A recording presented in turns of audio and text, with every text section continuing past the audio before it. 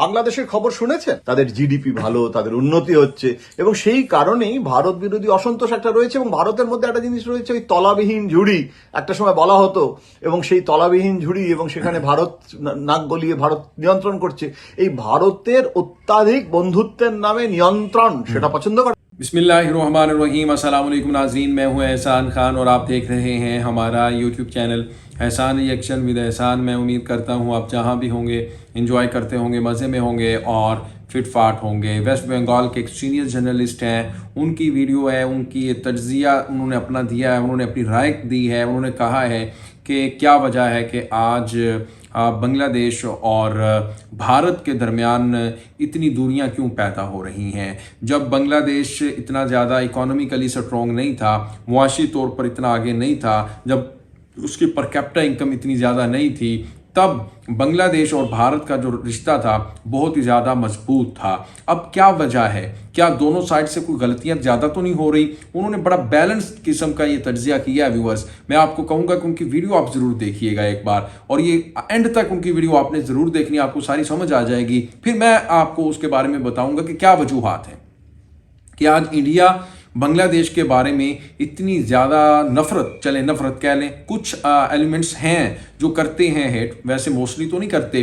क्या वजह है कि एक दूसरे को दोषी ठहरा देते हैं, क्या वजह है एक दूसरे को इतना ज़्यादा जिम्मेदार ठहराने की वजह आखिर क्या है, क्या वजह है कि क्या प्रोपोगंडा के ऊपर ज़्यादा बिलीव किया जा रहा है। और अब देखें कि ये अभी रिसेंटली जो मैच हुआ है भारत और ऑस्ट्रेलिया के दरमियान, फाइनल हुआ है ना, अब वो फाइनल हार गया।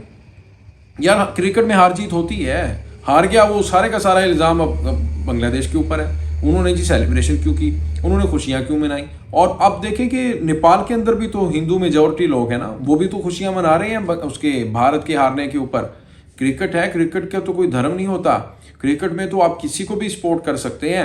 लेकिन वो कह रहे हैं कि पहले बहुत ज़्यादा बांग्लादेशी आते थे इधर सैरो तफरी करने के लिए, विजिटर्स के तौर पर आते थे, वेस्ट बंगाल में आते थे, कोलकाता में आते थे। लेकिन अब क्या वजह है कि उनकी जो तादाद है वो बहुत ज़्यादा डिक्रीज़ हुई है। क्या वजह है कि अब उस तरह लोग नहीं आ रहे भारत में जिस तरह पहले आते थे। क्या हमने उनको डिग्रेड किया है, वो कुछ सवालात भी उठा रहे हैं और इनके ऊपर बड़ा ही खूबसूरत सिनेरियो उन्होंने पेश किया है। मैं कहूँगा कि पहले इनकी वीडियो देखते हैं, फिर उसके ऊपर बात करेंगे। बढ़ती हैं जी वीडियो की तरफ। अगर अभी तक आपने हमारे यूट्यूब चैनल एहसान रिएक्शन को सब्सक्राइब नहीं किया, चैनल पर नए आए, अभी विजिट किया है, तो जनाब चैनल को सब्सक्राइब करिएगा और फिर बेल आइकन भी प्रेस कर दें, वीडियो को लाइक भी किया करें और कमेंट सेक्शन में आप अपनी दिल की बात भी लिख दिया करें। मैं और मेरी टीम कोशिश करते हैं कि उसे देखें और फिर उसको रिप्लाई करने की भी कोशिश करते हैं जितना हमारे पास टाइम होता है। तो ले जी, पहले वीडियो देखेंगे, आप इस वीडियो को ज़रूर देखिएगा, आखिर तक देखिएगा, आपको सारी स्टोरी की समझ आएगी। फिर मैं भी आपके सामने इसके बारे में कुछ बातें रखूँगा। 3, 2, 1 एंड क्यू। নমস্কার, আমি জয়ন্ত ঘোষাল বলছি। বাংলাদেশের খবর শুনেছেন? বাংলাদেশে আমাদের ভারত ক্রিকেটে হেরে গেছে, তার দুঃখ, তার বেদনা আমাদেরকে শোকাহত করে রেখেছে, গোটা জাতিকে করে রেখেছে। এরকম একটা সময় আপনি বাংলাদেশে কিছু মানুষ, কতিপয়, তারা রীতিমতো উল্লাস, তারা ফেটে পড়ছে আনন্দে যে ভারত হেরেছে বলে। মানে অ্যাটিচিউডটা হচ্ছে যে কেমন হয়েছে, আমরা বাংলাদেশ, আমরা জিততে পারছি না, আমরা খারাপ খেলেছি, কিন্তু ভারত এত আশা করেছিল যে আমরা নাকি জিতে একদম মানে অস্ট্রেলিয়ার মতো টিমকেও হারিয়ে দেব, যারা বিশ্বকাপে সব থেকে বেশি মানে আর কি জয়ী। এই আনন্দটা বাংলাদেশের কেন হয়েছে? ভারত বিরোধী মানসিকতা তো আছে, এমন নয় যে নেই। আমাদের কি বাংলাদেশ বিরোধী মানসিকতা অনেকের ক্ষেত্রে নেই? অনুপ্রবেশ করে ওরা, সংখ্যাগরিষ্ঠ মুসলমান দেশ, এখনো পর্যন্ত মানে কার্যত ইসলাম রাষ্ট্র, তারা যদিও নিজেদেরকে ধর্মনিরপেক্ষ বলে, তাহলেও তলে তলে চীনের সাথে সম্পর্ক করছে। আমাদেরও বাংলাদেশ সম্পর্কে অনেক অভিযোগ রয়েছে, কিন্তু এই জিনিসটা যেটা হয়েছে সেটা জামাতরা এটাকে ইচ্ছাকৃতভাবে বাংলাদেশের মানুষের মধ্যে ভারত বিরোধী অসন্তোষকে জাগিয়ে তোলার জন্য করছে, নাকি বাংলাদেশের মধ্যে একটা ডিসকন্টেন্ট সাধারণভাবে আছে। আমার মনে হয় দুটোই। অর্থাৎ দেখুন, ওই যে হয় না যে বড় ভাই ছোট ভাইকে অনেক রকম ভাবে দেখাশোনা করে, যত্ন করে, আত্মি করে, তবু বড় ভাই সম্পর্কে ছোট ভাইয়ের একটা অভিমান, একটা অভিযোগ সবসময় থাকে। অর্থাৎ যেটা করছে সেটা তো করারই কথা, সেটা তো তার মানে কর্তব্য।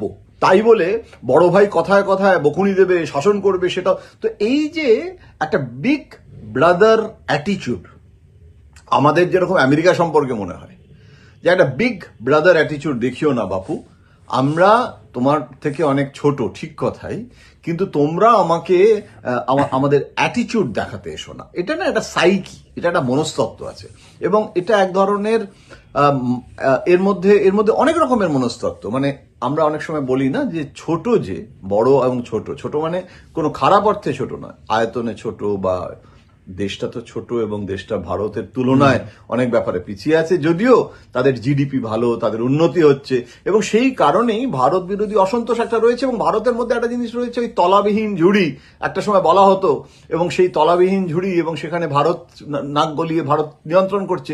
এই ভারতের অত্যাধিক বন্ধুত্বের নামে নিয়ন্ত্রণ, সেটা পছন্দ করে।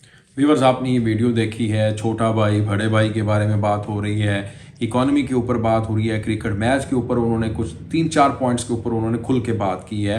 उन्होंने कहा है कि कुछ गलतियां भारत की तरफ से भी की गई हैं, जो आज इतना ज़्यादा वहाँ पर हाइप क्रिएट हो रही है, लोग जश्न मना रहे हैं।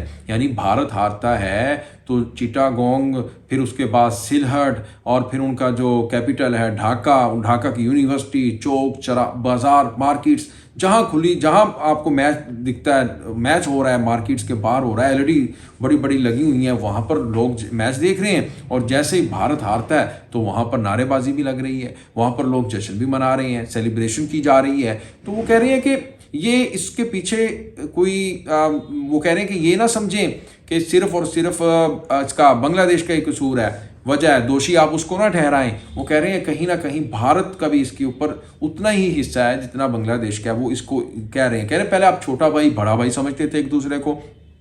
जब बांग्लादेश की इकॉनमी इतनी मजबूत नहीं थी, पर कैपिटा इतना अच्छा नहीं था, अब आप देखें पर कैपिटा इनकम जैसे ही बेहतर होना शुरू हुई, फिर बांग्लादेश की इकॉनमी जैसे बेहतर होना शुरू हुई, तो अब भारत उसको थोड़ा पीछे की तरफ धकेलता हुआ नजर आ रहा है। और यही वजह है कि उनके फैंस आते हैं क्रिकेट स्टेडियम में मैच देखने के लिए, तो उन्होंने हाथ में अपने फ्लैग्स पकड़े होते हैं, बांग्लादेशी झंडा पकड़ा होता है, तो आप उनसे वो छीन कर उसको फाड़ देते हैं, उनको धक्के देते हैं, गालियाँ देते हैं, और फिर उनके साथ जो सलूक अपनाया जाता है वो भी काबिल मजम्मत है।